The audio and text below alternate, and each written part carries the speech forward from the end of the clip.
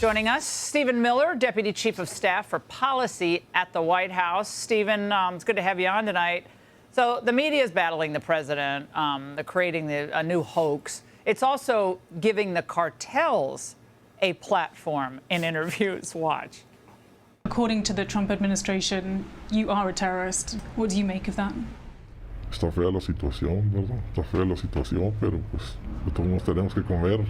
What's your message to Donald Trump? Mi respeto, él tiene que según él, buscar lo mejor para los suyos. Pero el detalle que ya están los consumidores, ¿no? Si no hubiera consumidores, pues uno le parara. Stephen, your reaction to cartel members getting a platform in the American media? Yes, the American press is trying to see how it hurts cartel members' feelings when Donald Trump has accurately portrayed them as foreign terrorist enemies of the United States.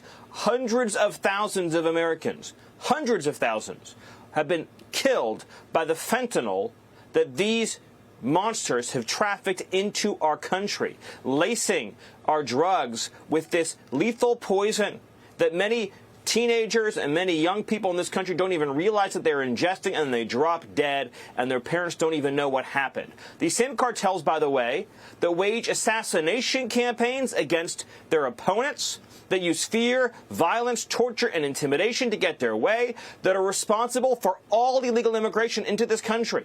In other words, everyone who crosses that border is smuggled by a cartel or a cartel associate, and they're responsible for the human trafficking and child trafficking that has plagued the Western Hemisphere.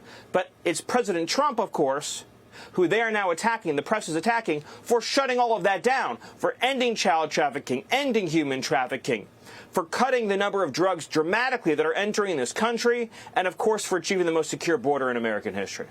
Now, Stephen, in a related topic, when you're talking about how to move the most dangerous criminal aliens out of, the regular prison population or out of the country, the president raised an interesting yet controversial idea today. Watch. It represents something very strong, very powerful in terms of law and order. Our country needs law and order. Alcatraz is, I would say, the ultimate. We're going to look at it. Right now, it's a big hulk that's sitting there rusting. Stephen, I get the symbolism, and anyone who's toured Alcatraz, it's a great, tourist destination for your family, a lot of history there. But it was built in '63, it closed down in '63. It was too expensive to operate, and they'd basically have to raise it because the facility is so, it's bad. Raise it and then rebuild it. That's according to people who used to work there. Your reaction to that concern? And again, it's a great tourist stop if you happen to be in San Fran.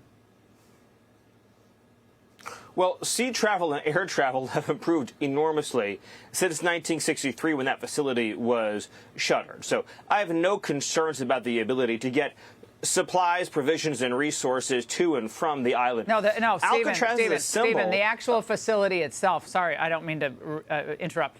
The actual facility itself, the argument is it would have to be raised and completely rebuilt.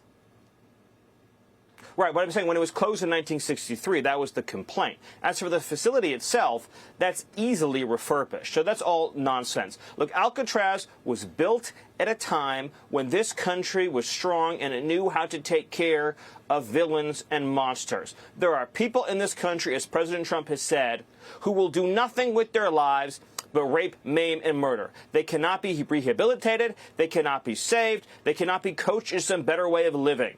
They are always going to hurt. They are always going to steal. They are always going to attack. And we need a place in this country where we can send people to visually demonstrate their total separation from society, the fact that they're not going to live among us and will never live among us. Additionally, this helps to disrupt transnational criminal organizations because it is harder to communicate with, it is harder to apply pressure to individuals who are inside of that prison because of its separation, again, from society. So it's right for our security, it's right for our safety. Let me just make one more point. You talked about this interview with NBC. What this all comes down to is this. President Trump is the one saving the Constitution by fighting to expel from this country the criminals and illegal aliens who have no right to be here. The constitutional crisis was when President Biden and the Democrats mass imported millions of illegal aliens and gangsters into our country. The Constitution commands and requires the president, under Article 4, Section 4, to end any invasion of this country and to remove from this country as quickly as possible anyone who is here without the permission of the U.S. government. Stephen, Donald Trump said he is considering you, and you seem like you're at the top of the list of considerations, to replace Mike Waltz as National Security Advisor. That puts fear in the heart of liberals everywhere, but I don't know who would possibly do your other job as good as you are. But your reaction to this, and that's quite a feather in your cap just to be on that list. Well, thank you, Laura. But we have a tremendous national security advisor right now. His name is Marco Rubio. I've gotten to know Marco so well. I consider him a close friend. He's doing an extraordinary job.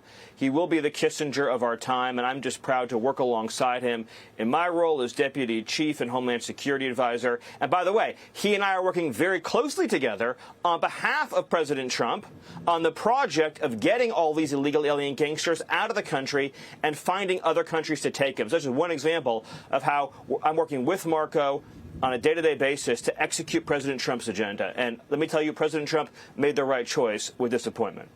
All right, Stephen. He's doing quite a few jobs, Marco Rubio, but we appreciate it very much. Thanks so much. Hey, Sean Hannity here. Hey, click here to subscribe to Fox News YouTube page and catch our hottest interviews and most compelling analysis. You will not get it anywhere else.